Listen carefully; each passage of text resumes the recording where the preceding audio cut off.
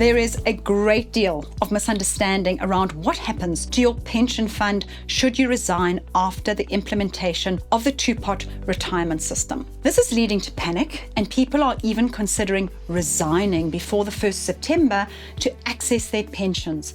This is completely unnecessary, so please watch this video. The most important point to remember is that benefits earned up to the 31st of August 2024 do not form part of the new two-pot system. The two-pot retirement system only affects benefits earned from the 1st of September 2024. All benefits earned until the 31st of August will be allocated to the vested pot, which is based on your period of service up to that date. These years of service will be called your vested service. The only portion of your vested service that will be affected is the seed capital, which is 10% of the value of your pension up to 30,000 Rand, which will be transferred from your vested pot to the savings pot on the 1st of September. We have covered this in the previous video. Now, back to the main point, which is that if you were to resign from the GEPF after the 1st of September, you would still be able to withdraw the value of your vested pot.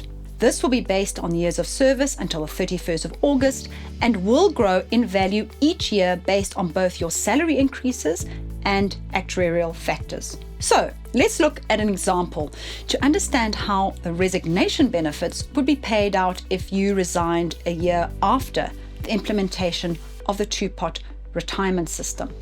We will also unpack the tax consequences. A member resigns on the 1st of September 2025, a year after the implementation of the two-pot system. Let's assume that on the 31st of August 2024, the member had 15 years of pensionable service. Now the member has earned a further 1 year of service by the 1st of September 2025.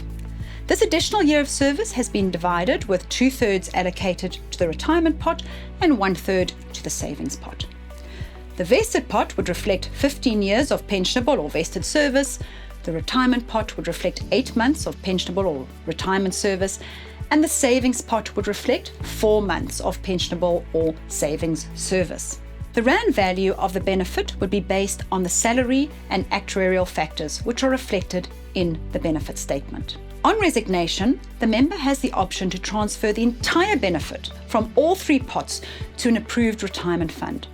This could be the new employer's pension fund or a pension preservation fund, for example. In this case, no tax would apply.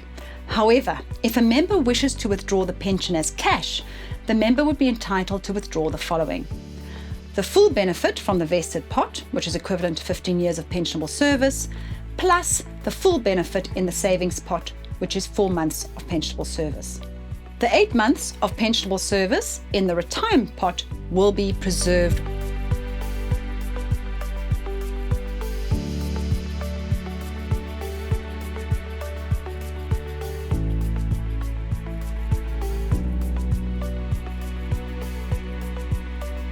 Now onto the tax consequences. Before you get upset that you have to pay tax on withdrawals, remember that your retirement contributions were tax deductible. This reduced your taxable income each month, so you are not being taxed twice. SARS is not going to allow people a tax deduction and then not tax them on withdrawals. Otherwise, that would be creating a loophole allowing people to avoid tax. What you need to know is that taxation of the resignation withdrawals will differ between the vested pot and the savings pot.